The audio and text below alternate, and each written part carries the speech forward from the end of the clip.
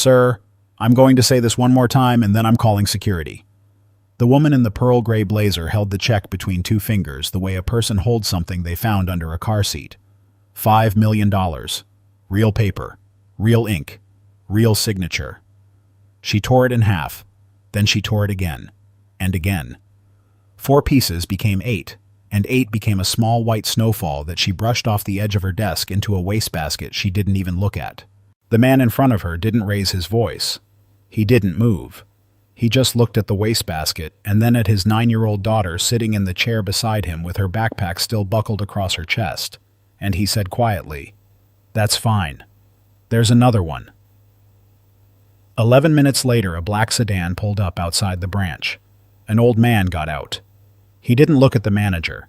He didn't look at the assistant manager who was already halfway across the lobby with his hand out. He walked straight past both of them, stopped in front of the man in the work jacket, and said 4 words that emptied the color out of every face in that building. "Welcome, sir. You're late." This is the story of Nathan Brenner. And what happened in the 90 minutes before that sedan pulled up is the reason 2 careers ended before dinner. Nathan Brenner owned 3 jackets. One for church. One for winter. And the one he was wearing that Thursday morning canvas the color of wet sand, worn pale at the elbows with a small burn hole on the left cuff, where a spark had landed 9 years ago, and he'd never gotten around to patching it. He was 41 years old. He had rough hands, a machinist's hands with 2 fingernails that had grown back wrong, and a scar across the base of his thumb from a lathe that got away from him in 2013. He drove a 2009 pickup with a cracked taillight and a car seat in the back. He'd never taken out even though Josie had outgrown it 3 years ago. He looked like a man who fixed things for a living. He was a man who fixed things for a living. That morning, he got up at 4:40 the way he had every morning for 11 years, and he stood in the kitchen in the dark and looked at the calendar on the refrigerator door. March 14th was circled in blue pen. Anna's handwriting. She'd circled it herself 4 years ago, back when they still believed in calendars. "My birthday. You owe me a cake," she'd written in the little square. She'd drawn a slice of cake next to it badly because Anna Brenner could rebuild a carburetor blindfolded, but could not draw a cake to save her life. Nathan had never taken the page down. Every month he flipped the calendar forward and then flipped it back so March stayed on top. 4 years of a kitchen that thought it was March. "Dad." Josie was in the doorway in her school clothes, hair half-braided, backpack already on. 9 years old and organized like an air traffic controller. "You're doing the thing again," she said. "What thing?" "The staring at the fridge thing." "I'm planning," Nathan said. "You're staring." "Planning looks like staring. It's very technical." He picked up his coffee. "Go finish your braid." "I can't reach the back." He sat her on the counter and did it himself the way Anna had taught him in a hospital room with a mirror propped on a food tray because she'd known she was running out of days, and she'd decided the most useful thing she could leave behind was a man who could braid hair. He'd been terrible at it. He was still terrible at it. But he was terrible at it reliably, which is most of what a kid needs. "Is today the day?" Josie asked. "Today's the day. The bank day. The bank day." She thought about it. "Do I have to be quiet?" "You have to be bored," Nathan said. "It's a bank. Being bored is the whole activity." Here is what nobody in that branch knew when Nathan Brenner walked through the door at 1:52 in the afternoon. Anna Brenner died of a thing called restrictive cardiomyopathy. The short version is that the heart gets stiff. It stops filling correctly. She spent the last 14 months of her life tethered to a monitoring rig the size of a microwave that beeped every 90 seconds and had to be recalibrated by a technician who came out twice a week and charged them for mileage. Nathan spent those 14 months in a garage. Not hiding. Working. He was a machinist and a fabricator, and he had spent his entire adult life looking at a badly designed thing and thinking, why is it like that? So he looked at the microwave-sized box that beeped at his wife every 90 seconds, and he thought, why is it like that? It took him 6 years, 2 failed prototypes, a second mortgage, and a $12,000 loan that 7 banks turned down. The 8th bank said yes. What came out the other end was a device about the size of a deck of cards. It did the same job as the microwave. It didn't beep. It didn't need a technician. It cost about 1/9 as much to manufacture, and it worked on battery for 11 days, which meant a woman with a stiff heart could go to her daughter's school play without a rig on a rolling cart. Anna never got to use one. She'd been gone 2 years by the time the first working unit came off the bench. In January, a medical device company in Minneapolis bought the patent portfolio outright. The number after lawyers, after taxes withheld, after everything came to a check for $5 million, and no cents drawn on a corporate account, and signed by a CFO. Nathan had met exactly once. He didn't want the money. That's not a figure of speech, and it's not humility. He genuinely did not want it. He had a house that was paid off and a truck that ran, and a daughter who needed shoes twice a year. $5 million was a problem he did not have the tools for. So he did the only thing that made sense to him. He set up a foundation, the Anna Brenner Fund. It would buy the devices, his devices, and put them in the hands of families who couldn't afford the rig on the rolling cart. He wrote the charter himself and then paid an attorney to fix all the parts he'd written wrong, which was most of them. And here is the part that matters. The foundation had a matching partner. An institutional donor had agreed to match the initial funding dollar for $5 million against $5 million under one condition written into the charter in language Nathan had read 40 times. Initial principal must be seated and confirmed by the close of business on March 14th. He'd picked the date himself. $10 million or 5 or nothing at all, depending on whether a piece of paper made it through a bank door by 4 o'clock on his wife's birthday. He had it in an envelope in the inside pocket of a canvas jacket with a burn hole in the cuff. The Winslow Trust branch on Cedar Hollow Road had marble floors and a coffee station and 4 teller windows, 3 of which were open. Nathan held the door for a woman with a walker. He held it for a kid on a phone who didn't look up. He held it for a man in a suit who said thanks without slowing down. Josie went straight for the coffee station and the little bowl of wrapped mints. 1, Nathan said. 2. 1, and I'll pretend I didn't see the second one. She took 3. The greeter's desk was empty. A young woman at the second teller window. Her name tag said. Priya caught his eye and smiled an actual smile and said, "Hi there. Are you being helped?" "Not yet." "What do you need today?" "I need to make a deposit," Nathan said, "and set up a wire, and I think I need somebody who does the bigger accounts." Priya's eyebrows went up 0.5 millimeter, friendly, not skeptical. "Sure. That'd be new accounts or the branch manager. Let me see who's free." She picked up a phone. And that is the exact moment Diane Halloway came out of her office. Diane Halloway had run the Cedar Hollow branch for 6 years. She was good at parts of the job. She was genuinely good at parts of it. Her audit numbers were clean. Her staff turnover was low mostly. She could talk a retiree through a beneficiary form with real patience, and twice a year she was patient enough that somebody wrote a letter about her to corporate, and she kept those letters in a drawer. But Diane Halloway had a habit, and it was the kind of habit that never shows up in an audit. She sorted people. She did it in about 1.5 seconds at the door before anyone spoke. It was automatic by now, the way a cashier reads a bill without thinking. Shoes, watch, posture, haircut, the sound of the vowels. She'd have told you it was efficiency. She'd have told you a branch manager has finite time and has to allocate it. What it actually was, she'd decided a long time ago that money looks like something. And she had never once been forced to find out how wrong that was. She looked at Nathan Brenner and she sorted him in 1.5 seconds. Canvas jacket, boots with actual wear on the toe. A kid with a backpack on a school day at 2 in the afternoon, which meant either a half day or a problem. No wedding ring, she checked, she always checked.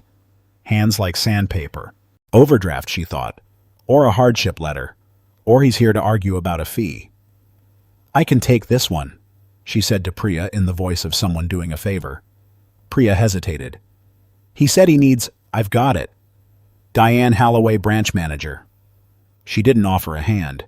She gestured at the 2 chairs in front of her desk, and she did it with 2 fingers, the way you'd wave a car into a parking spot. "Nathan Brenner. And this is my daughter, Josie." "Hi," said Josie. Diane gave her a 2-second smile and turned back to Nathan. "So, what are we dealing with today, Mr. Brenner?" She was already typing, not looking at him. "If it's a fee reversal, I'll tell you up front we can do 1 courtesy reversal per 12 months and I'd have to see. It's not a fee." "Okay," still typing. "I have a check to deposit," Nathan said, "and then I need to move funds to a foundation account and there's a deadline on it, so I'd rather start early than late." Diane's typing slowed. A foundation account. Yes, ma'am. Here at this branch? The account was opened at the corporate office in January. I've got the paperwork. He unzipped the canvas jacket, reached into the inside pocket, and took out a plain white envelope folded once down the middle. Diane looked at the envelope. That's what did it, people said later. Not the jacket, not the boots. The envelope. Folded in half. Carried in a coat pocket like a grocery list. Okay, she said. And now there was something new underneath the word. A thin layer of amusement. Let's see what we've got. He handed it across. She opened it with her thumbnail. She unfolded the check, and Diane Holloway's face did a thing that Josie Brenner would describe later at the kitchen table with total accuracy. She looked like somebody handed her a snake. $5 million and no cents. Corporate account. Minneapolis. A CFO's signature and inkjet security band. A watermark you could hold to the light. And across the desk, a man in a canvas jacket with a burn hole in the cuff. Diane laughed. It was short, and it came out before she could stop at one syllable, and she covered it fast with a hand and a small professional cough. But Nathan heard it, and Josie heard it, and Priya at the second window heard it. I'm sorry, Diane said. I'm sorry. That was okay. Mr. Brenner. She set the check down flat and squared it with her fingertips like a card dealer. Can I ask where you got this? I sold a patent. You sold a patent. Portfolio of 4, Nathan said. Cardiac monitoring. Closed in January. She was nodding in a rhythm that had nothing to do with agreement. And you've been carrying it around since January. I've been waiting for today. There's a date requirement on the receiving side. Right. Diane picked the check up again, held it at an angle to the window light, and made a small hum sound in the back of her throat. Because normally, and I don't want to insult you, I'm just telling you how this works. Normally, an instrument of this size doesn't come in through a branch. It doesn't come in a jacket. It comes in as a wire arranged 3 weeks out with counsel on both ends and a phone call from the issuing institution. I know, Nathan said. That's what I asked for in January. Your corporate office told me a branch deposit was fine as long as I came in person with ID because there was a note on the account. Diane's chin came up. A note on the account. That's the word they used. There's no note, she said. She hadn't looked. That's the part that gets people when this story gets told. She said there's no note with the confidence of a woman reading a screen, and she had not looked at the screen. Her eyes had not moved. She said it because a man in a canvas jacket had said the word note, and canvas jackets do not have notes. Could you check? Nathan said. Not sharp, just level. Please. Mr. Brenner, I am the check. She asked for his ID, and she took her time with it. Driver's license. She held it next to the check. She held it up to the light. She turned it over and looked at the back, which nobody has ever done for a legitimate reason in the history of banking. Nathan Brenner, she read out. Yes, ma'am. And the address here is Route 9 out past the quarry. That's right. That's a... She caught the end of that sentence and swapped it for another one badly. That's a rural route. It is. Josie from the chair said, Why did you say it like that? Diane looked at her. Nathan put a hand on his daughter's arm. Josie. But she said it like a... Josie. Josie sat back. She unwrapped one of her 3 mints with a lot of crinkling, and she looked at Diane Holloway the entire time she did it, which was somehow worse than anything she could have said. Diane set the license down. I'm going to be direct with you, she said, because I think that's more respectful than dancing around it. This check is not something I can take at the counter. Instruments in this range get flagged. They get reviewed, and frankly... She tapped the paper twice with one fingernail. Tick, tick.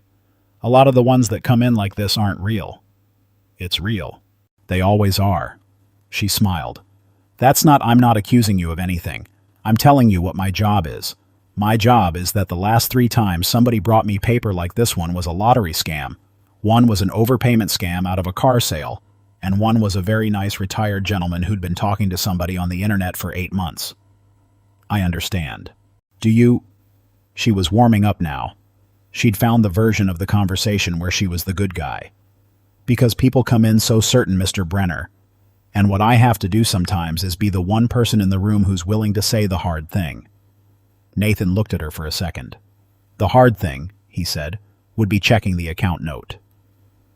The temperature at that desk dropped about 10 degrees. It was 2:14. Diane made a call. She made it on speaker, which Nathan understood immediately was not for his benefit, it was for the lobby's. It was so that the two customers at the counter and the teller at window 2 would hear a branch manager doing her diligence. She called check verification at the issuing bank in Minneapolis. She got a hold cue. 4 minutes of hold music. 6. 9. At minute 11, she pressed the button and said brightly, "Well, that's a fun system," and hung up. "I can call the CFO's office directly," Nathan said. "I've got the number." "You've got the number?" "I've got his cell, actually. He gave it to me at closing." Diane's mouth twitched. "Mr. Brenner, do you understand how that sounds?" "I understand how it sounds," he said. "It's also true. Everybody's got the CEO's cell phone number," Diane said to the room more than to him. That's practically the whole playbook. Call this number, they'll confirm it. Sir, the number is the scam." And Nathan Brenner for the first time said something with an edge on it. "You've decided what I am." "I've decided nothing." "You decided at the door," he said. "I watched you do it." At 2:31 she moved him to the lobby. She framed it as a courtesy. "Let's get you comfortable while I run this up the chain. There's coffee, there's a water cooler."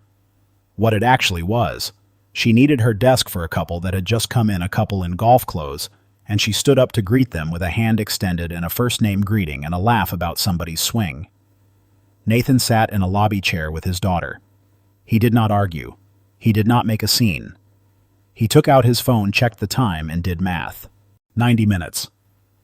"Dad?" Josie was swinging her feet. "Are we in trouble?" "No." "Is she in trouble?" "Nobody's in trouble, Joe." "Because she was being rude," Josie said. "Like actually rude. Not like Mrs. Ferrante rude." Mrs. Ferrante was her 4th grade teacher whose rudeness was legendary and consisted entirely of assigning homework on Fridays. Nathan thought about how to answer that. Here's what he wanted to say. Yes. She was rude. She was rude in a specific way that has happened to your father in one form or another since he was 19 years old and walked into a bank in these same boots asking for $12,000. And it has happened enough times that I have stopped being surprised and started being tired. Here's what he said. People decide fast sometimes, and then they spend a lot of energy defending the fast decision instead of just making a new one. Josie considered this. "That's dumb," she said. "It's very dumb," Nathan agreed. Priya Raman came over at 2:40 with 2 cups of water she hadn't been asked for. "I'm sorry about the wait," she said. "Not your fault." "I know." She glanced back toward the desk. "Mr. Brenner, can I ask, did you say there was an account note? That's what corporate told me in January." Priya's face did something careful. "There's a memo," she said quietly. "In the branch inbox. Monday. It had a subject line about a private client visit this week, and I didn't open it because it wasn't addressed to tellers. It went to management distribution." Nathan didn't react. "I could ask her to check it," Priya said. "Would that go well for you?" Priya was quiet for a second. She was 24 years old and 11 months into a job she needed. "No," she said honestly. "Then don't," Nathan said. "It's not your fight." But she looked at him for a second longer than she needed to, and something got filed away behind her eyes, and that mattered later. At 2:52, Diane called him back to the desk. Kyle Prescott was standing next to her now. Assistant manager. 29 good suit, slightly too much cologne, and the specific hungry attentiveness of a man who has been told he's on the list for a branch of his own and thinks the way to get one is to agree loudly. "Mr. Brenner, this is Kyle, my assistant manager. I've brought him up to speed." "Sir," Kyle said, and the "sir" had a little sandpaper in it. "So," Diane laced her fingers. "Here's where we are. I can't verify the instrument through the issuer's line. Your ID checks out, that's not the issue. The issue is that I have a $5 million instrument presented at a branch counter with no advance arrangement by a walk-in. There was an advance arrangement. I have no record of one." "You haven't looked." Kyle stepped in half a step like a man breaking up something. "Sir, let's keep it civil." Nathan turned his head and looked at him. "I've raised my voice 0 times, he said. "You want to tell me what part of that was uncivil?" Kyle's mouth opened and then shut. What I can do, Diane went on, is take it on a collection basis. I hold the instrument, we send it out. It clears or it doesn't, and in 9 to 14 business days you'll know. That doesn't work. That's the process. The receiving side has a deadline of 4 o'clock today, Nathan said. It's in the charter. If the principal isn't seated by close of business, the matching commitment lapses and the fund starts at half. Then you should have come in 3 weeks ago. I did, Nathan said. I came in on the 21st of February. I sat in that chair and I talked to a man named Ellis about exactly this, and he made the note. Diane blinked. Ellis Watanabe had covered the branch for 2 weeks in February while she was in Scottsdale. For 1 second there was a crack in her face, a place where a different version of the afternoon could have started, and then she closed it. Because to open it, she would have had to be wrong in front of Kyle and in front of Priya and in front of the golf couple and in front of a 9-year-old eating mince. There's no note, she said again. At 3:04, Nathan Brenner made his last reasonable request of the day. Then let me talk to someone above you. Diane's head tilted about 4 degrees. Excuse me? Regional, he said. District, whoever your escalation is. I'm not asking you to approve anything. I'm asking you to hand the decision to someone with more authority than you have, which is a completely normal thing to do at 3 in the afternoon on a deadline. I have full authority at this branch. Then use it to make a phone call. Kyle laughed through his nose. That laugh, that little exhale, is the hinge of this entire story. Because Diane heard it, and Diane understood it, and what she understood was that her assistant manager was watching to see whether she could be moved by a man in a canvas jacket. She could not be moved. She would demonstrate that she could not be moved. Mr. Brenner. She picked up the check. She held it up between 2 fingers at eye level, the way a person holds something they found under a car seat. Do you know what this is? $5 million. It's paper, Diane said. That's all it is until an institution says otherwise. And no institution is going to say otherwise on a Thursday afternoon, because a walk-in has a story about a patent and a deadline and a note nobody wrote. Ma'am, I'm going to do you a kindness, she said. I'm going to end this. And she tore it. The sound of a check tearing is not dramatic. That's the thing people get wrong when they imagine it. It's a small, dry, almost polite sound like a page coming out of a notebook. She tore it in half. She put the halves together and tore them again. 4 pieces. 8. Priya Raman actually said "oh" out loud from window 2, 1 syllable hand halfway to her mouth. The golf couple at the standing counter stopped talking. Diane brushed the pieces off the edge of the desk into the wastebasket, and she didn't look at the wastebasket while she did it, and that detail she didn't look is the one that came up in every interview afterward. There, she said. Now nobody's a victim of anything. The lobby was completely silent. Nathan Brenner looked at the wastebasket. Then he looked at his daughter, who had gone very still in her chair with a mint halfway unwrapped, and who was looking at him, not at Diane, at him, with the expression kids get when they're waiting to find out how bad a thing is by watching a grown-up's face. So he made his face calm, deliberately. He felt it happen the way you feel yourself steadying a load. That's fine, he said. There's another one. Diane's eyes narrowed. What? Certified duplicate, Nathan said. The issuer cut 2. Standard practice on an instrument that size. The second one is in a safe deposit box in Minneapolis, and it can be released by phone. He looked at the wall clock. But that takes about 40 minutes and I have 56. Kyle Prescott's face changed first. Not Diane's. Kyle's. Because Kyle Prescott had spent 4 years in operations before he moved to the branch side, and Kyle Prescott knew with a coldness that arrived in his stomach all at once that a certified check is a negotiable instrument, and that a bank officer does not get to destroy a customer's negotiable instrument, and that there were 3 cameras in the lobby with overlapping coverage of that desk. Diane, he said. Not now. Diane. Not now, Kyle. Nathan stood up. He put his hand out for Josie's backpack, and he said in a voice that carried about 8 feet and no farther, I want the pieces. Diane blinked. What? The pieces of my check. Out of the trash. I'd like them. He held out his hand. You don't have to accept the instrument. You do have to give it back to me. It's mine, Nathan said. You never took it into collection. You never gave me a receipt. There's no deposit ticket. It's my property and it's in your garbage can, and I'm asking for it back in front of 11 people. Nobody had counted the people, but everybody in that lobby looked around right then and counted. The golf couple. Priya. 2 tellers. A man at the standing desk with a deposit slip he'd stopped writing on. A woman with a walker sitting by the window. A young guy on his phone who had at some point in the last 90 seconds stopped scrolling and turned the phone sideways. 11. Diane Holloway looked at all of them, and she did the thing that people do at the exact moment they should stop. She doubled. "Okay," she said. "Okay, I think we're done here." And she picked up the phone and called security. Ray Delgado had worked contract security at the Cedar Hollow branch for 9 years.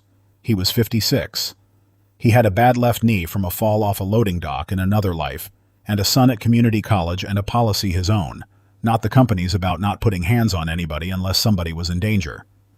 He came out of the back hallway with his radio in his hand and stopped 4 feet short.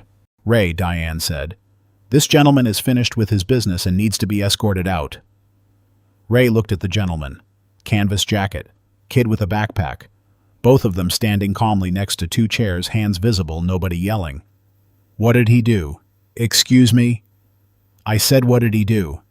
Ray's voice was easy, almost friendly. "I gotta write it up, so what am I writing?" "He's being disruptive. He's standing there." "Ray," Diane's voice went thin, "I'm asking you to do your job." "Ma'am, my job is written down," Ray said. "It says I remove people who present a threat to persons or property, or people who refuse to leave after being asked by an officer of the bank." He turned to Nathan. "Sir, has anybody asked you to leave the premises?" "Not in those words," Nathan said. "Then I'm asking now, and I'm asking nice, because that's the order it goes in." Ray's face was apologetic in a way that was not weak. "Sir, would you mind stepping outside with me for a minute?"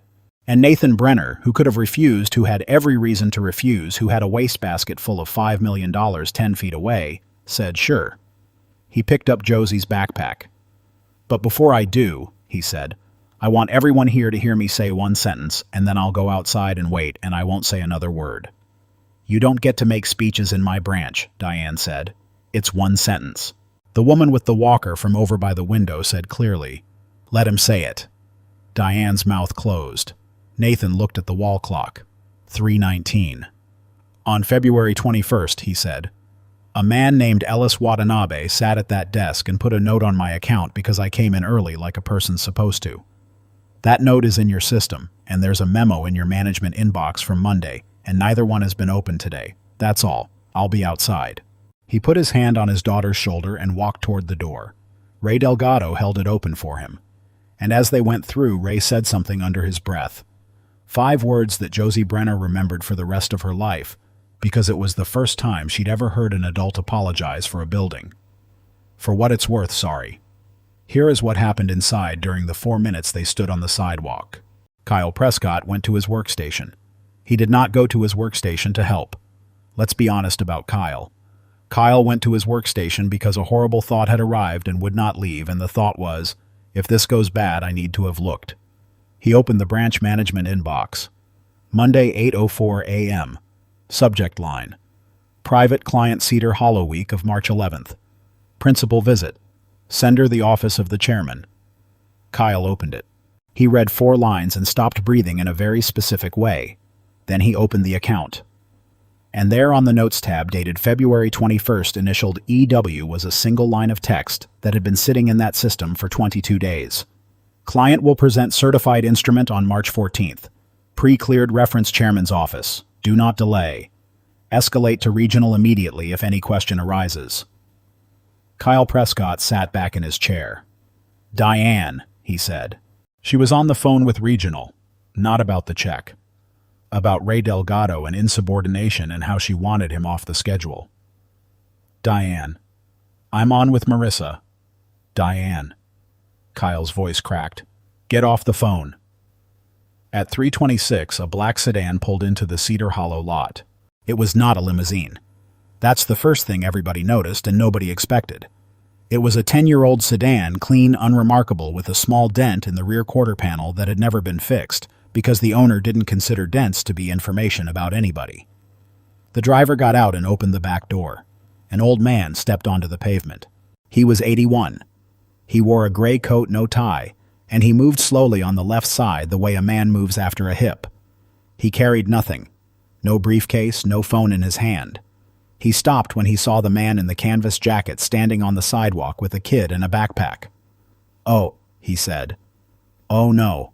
Inside, Kyle Prescott had gotten Diane off the phone and had turned his monitor toward her, and Diane Holloway was reading a memo from the office of the chairman with the specific stillness of a person whose ears have started ringing. Through the glass, she saw the sedan. She saw the old man on the sidewalk. And Diane Holloway, this is documented, this is on camera, pushed past her assistant manager, crossed the lobby at a speed that is not appropriate for marble floors, and pulled open the front door with a smile that was already the wrong size for her face. "Mr. Winslow," she said. "Sir, I am so we weren't expecting you until—" Arthur Winslow did not look at her. He walked past her, past Kyle, who had come out behind her with his hand already extended and nothing to put in it. He walked slowly with the hitch in the left hip until he stood in front of Nathan Brenner. And then he did something nobody in that parking lot ever forgot. He took off his hat. "Welcome, sir," Arthur Winslow said. "You're late. I've been waiting on you since 1. Nathan said, "I've been here since 10 of 2, Mr. Winslow." Arthur went very quiet. "Say that again." "I've been here since 10 of 2. The old man turned around. He looked at his branch manager and his assistant manager and the glass door standing open behind them and the 11 people inside who had all come to the windows. "It's 28 minutes past 3, Arthur Winslow said. Nobody answered him. 94 minutes. He said the number slowly like he was tasting something spoiled. "What in God's name have you been doing for 94 minutes? Diane's voice came out at half volume. "Sir, we had a verification issue on an instrument and I was following protocol on a walk-in." "A walk-in?" "Yes, sir." "Do you know who this man is?" And Diane Holloway said the only honest thing she said all afternoon. "No, sir." Arthur Winslow turned back to Nathan. And when he spoke again, he spoke to the whole sidewalk because Arthur had been telling this story for 6 years to anybody who'd sit still, and he was not about to stop now. 19 years ago, he said, a kid came into my 6th Street branch with grease under his fingernails and a folder of drawings and asked for $12,000. 7 banks had already said no. Every one of them had a reason, and every one of the reasons was the same reason wearing a different hat. He looked at Nathan. "I was 62 years old and I was bored, and I told my underwriters I'd carry it personally if it went bad." "It didn't go bad," Nathan said. "No," Arthur said. "It did not." He turned to Diane. "In January, this man sold a patent portfolio for a device that keeps people with stiff hearts out of hospital beds. My wife had a stiff heart. 41 years I was married to Margaret, and the last 2 of them she spent tied to a machine the size of a microwave that beeped at her every 90 seconds and would not let her go to a grandchild's birthday party. Nobody moved. He didn't call me about the money," Arthur said. "He called me about a foundation. He wanted to buy the devices and give them away, and he asked me if I knew anybody who'd match him." The old man's jaw worked. "I said I'd match him 5 for 5, on one condition. That it be seated on the 14th of March because that was his wife's birthday, and I thought—" He stopped, started again. "I thought that was a hell of a thing for a man to ask for instead of a boat." He looked back at the branch. "So I drove out here today personally to shake his hand in my own lobby, and I find him standing on the sidewalk." Diane Holloway said, "Sir, where is the check?" Silence. "Diane." Arthur's voice had not risen once. "Where is the check?" Josie Brenner, 9 years old with a mint still in her fist, said it because nobody else would. She ripped it up and threw it in the garbage. Arthur Winslow walked into his own lobby. He walked past the desk and stopped at the wastebasket, and he looked down into it, and the whole branch watched an 81-year-old man bend at the waist with a bad hip and pick 8 pieces of paper out of a garbage can one at a time. Kyle Prescott moved to help him. "Don't," Arthur said. He laid the pieces on the desk. He arranged them. Corner, edge. He took his time. And when it was whole again, a $5 million instrument in 8 pieces on a manager's blotter, he put one finger on it and looked up. "Ray," he said. "Where's Ray?" Ray Delgado came out of the hallway. "Sir?" Did she ask you to remove this man? Ray glanced at Diane, then didn't. Yes, sir. And what did you do? I asked him if he'd step outside with me, Ray said, because she hadn't asked him to leave and I wasn't going to put hands on a man standing next to a kid. Arthur Winslow nodded once. You're the only person in this building who did their job today, he said. Come see me Monday. Then he sat down, in her chair, behind her desk. Kyle. Sir. Read me the note on the account. Kyle read it out loud. All of it. Client will present certified instrument on March 14th. Pre-cleared reference. Chairman's office. Do not delay. Escalate to regional immediately if any question arises. When was it entered?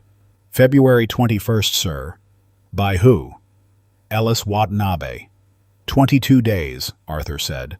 It has been sitting in that field for 22 days. He looked at Diane. How many times did you open it today? She didn't answer. Kyle. The audit log tells you who opened what. How many times did she open it? Kyle Prescott looked at his shoes. 0, sir. 0. Arthur let that sit. And the memo from my office, Monday morning. Subject line has the words principal visit in it in capital letters from the office of the chairman to a distribution list of 11 branch managers. Opened. Not by this branch, sir. Not by this branch. Diane Halloway said in a voice that had nothing left in it. Sir, if I could explain my reasoning. You didn't have reasoning, Arthur said. You had a feeling. You looked at a man's coat and you had a feeling, and then you spent 94 minutes building a fortress around the feeling so you wouldn't have to be the one who was wrong. He tapped the pieces of the check with one finger. And when the fortress got tight, you tore up a customer's negotiable instrument in front of 3 cameras and called security on a father and a 9-year-old girl. He stood up. Give me your key. Sir, your branch key. Off the ring. On the desk. Regional Vice President Marissa Doyle arrived at 3:51. She had been on the phone with Diane 40 minutes earlier, agreeing with her about the insubordinate security guard. She had said the words, "I'll back you on that." She walked into the lobby, saw Arthur Winslow standing at the manager's desk, and executed a full 180-degree turn of the soul in approximately 1.5 seconds. Mr. Winslow, I came the second I heard. I want you to know this is not Diane has been operating well outside of any guidance I've given her, and frankly, I've had concerns about her judgment on the private client side for some time. Nathan Brenner, standing quietly by the chairs, watched Diane Halloway's face while that sentence happened. He said later it was the worst thing he saw all day. Worse than the tearing. Because Diane had spent 6 years being loyal to a company that produced Marissa Doyle, and it took Marissa Doyle less than 4 seconds to set her on fire for warmth. Marissa, Arthur said. Stop talking. She stopped. You were on the phone with her at 3:15. Yes, sir, briefly. She had a $5 million instrument on her desk and a man in the lobby asking for escalation, and she called you about a security guard. Arthur put his hat back on, and you didn't ask her one question. At 3:58, with 2 minutes to spare, the second certified instrument was released by phone from a vault in Minneapolis and confirmed to the receiving institution. Priya Raymond keyed it. Not Kyle, not Marissa. Arthur Winslow pointed at window 2 and said, That one, the one who brought him water. And Priya Raymond, 11 months into a job she needed, seeded $5 million at 3:58 p.m., with her hands shaking so hard she had to enter the confirmation twice. The matching commitment held. The Anna Brenner Fund opened the next morning at $10 million. Diane Halloway was suspended that afternoon and terminated 11 days later after the review. The review was not really about rudeness. Rudeness doesn't end a career. What ended it was a 16-second stretch of camera footage in which a bank officer destroys a customer's negotiable instrument, and the words deliberate destruction of a certified item presented for deposit, appearing in a regulatory filing that her name is attached to forever. She is at this writing not licensed to work in banking in her state. She sells insurance now in a strip mall 8 miles from Cedar Hollow, and she is reportedly very good at it, and she has never once in 3 years driven down Cedar Hollow Road. Kyle Prescott was not fired. That surprised people. He was demoted 2 grades, moved to another branch, and given a written finding that included the phrase failed to escalate despite possessing actual knowledge. Arthur Winslow's stated reason. He looked. Late and only because he was scared, but he looked. I'd rather have a coward who checks than a confident man who doesn't. Kyle asked to send a letter to Nathan Brenner. Nathan read it and never answered it, which Kyle has said is fair. Marissa Doyle lasted 5 weeks. There was no scandal and no announcement. She was simply not on the org chart the following quarter. The reason lives in one line of Arthur Winslow's handwriting on an internal memo which somebody photographed and which circulated through that bank for a year. A leader who abandons her people the instant it's expensive will do it to me too. Ray Delgado came to see Arthur Winslow on Monday, as instructed, in a clean shirt, expecting to be told he was off the contract. He was instead offered a staff position, direct employee benefits, pension eligibility building, and running the branch conduct and escalation training for the entire bank. He said no at first. He said he was a security guard, not a teacher. Arthur said, "You're the only man in that building who asked what did he do. That's the whole curriculum." Ray took the job. 240 employees have now sat through a training module built around a question he asked on a Thursday afternoon. Priya Raman was promoted twice in 14 months. She is now a private client officer. There is a laminated card taped inside her desk drawer, and it says in her own handwriting, "Ask, don't sort." Ellis Watanabe, the man who made the note 22 days early, and who had nothing to do with any of it, received a letter of commendation and a bonus he did not understand for 3 days. Josie Brenner got to keep the third mint. She also asked her father in the truck on the way home the question that ended up on a wall. "Dad, if Mr. Winslow hadn't come, would she have won?" Nathan thought about that for most of a mile. "Yeah," he said. "Probably. That day." "That's not fair." "No." "So what do you do?" And Nathan Brenner said, "You be the guy at the door. You're not always going to have an Arthur, but somebody's always got a door." The Anna Brenner Fund placed its 400th device in September. Number 400 went to a woman in Ohio named Rosalind, 58 years old, who had missed her granddaughter's kindergarten graduation because a monitoring rig the size of a microwave could not go in a school gymnasium. She went to the first grade one. She has the photo. Nathan Brenner still owns 3 jackets. He still drives the pickup with the cracked taillight, though the taillight is fixed now because Josie said it was embarrassing. He does not have an office at the foundation. He has a bench in a shop where he still builds the first article of every revision by hand, because he says you can't design a thing for a tired person unless your own hands are tired. Arthur Winslow died in April of the following year at 82 at home. He left instructions that his funeral be small, and one other instruction that his family didn't understand until they read it twice, that the framed photograph in his study go to the Cedar Hollow branch and hang in the lobby. It's not a photograph of Arthur. It's a photograph of a loan application from 19 years ago. $12,000. Denied by 7 institutions. Approved on the 8th in blue pen in an old man's handwriting. And underneath the frame on a small brass plate is the sentence Arthur Winslow said in that parking lot, the one that ended a branch manager's career and started a security guard's. "You didn't have reasoning, you had a feeling." Every new employee at that bank walks past it on their first day. Most of them don't know the story. The ones who ask get told. Now you and I both know this one's a story. Nathan Brenner isn't real. Neither is Diane Halloway or the branch on Cedar Hollow Road or the old man who took his hat off on a sidewalk. But the 94 minutes are real. They happen every single day in bank lobbies and car dealerships and emergency rooms and front desks to people who dressed for the work they do instead of the money they have. Somebody looks at a coat or a pair of hands or a last name and makes a decision in a second and a half, and then spends the rest of the afternoon defending that second and a half instead of just checking. Because that's the real villain here. It was never the tearing. It was the 22 days that note sat in a system nobody opened. It was a manager who said there's no note without moving her eyes. It was a regional VP who agreed on the phone without asking one question. Diane Halloway didn't fail because she was cruel. She failed because she was certain, and certainty is the cheapest thing in the world to buy, and the most expensive thing on earth to be wrong about. So here's the part I actually want to ask you. Forget Arthur. Arthur's the fantasy. Arthur is the part of the story that makes it a story, the black sedan that shows up at 3:26 and makes everything right. Most days there is no sedan. Most days the only thing standing between somebody and 94 minutes of quiet humiliation is one person in the room who's willing to ask a slightly awkward question out loud. What did he do? Did anybody check the note? Can I bring you some water? So if you'd been in that lobby at the standing counter at window 2 in the chair by the window with a walker, would you have said something? Or would you have looked at your deposit slip and waited for it to be over? Be honest. Tell me in the comments. I read them. And if you've ever been on the wrong side of somebody's second and a half, if somebody ever looked at your jacket and decided what you were worth, type, I've been Nathan down below, because I promise you're going to be shocked how many people are down there with you. If this one landed, hit like so it finds the next person who needs it, and subscribe. We tell one of these every week and the next one's already written. Take care of each other out there and check the note.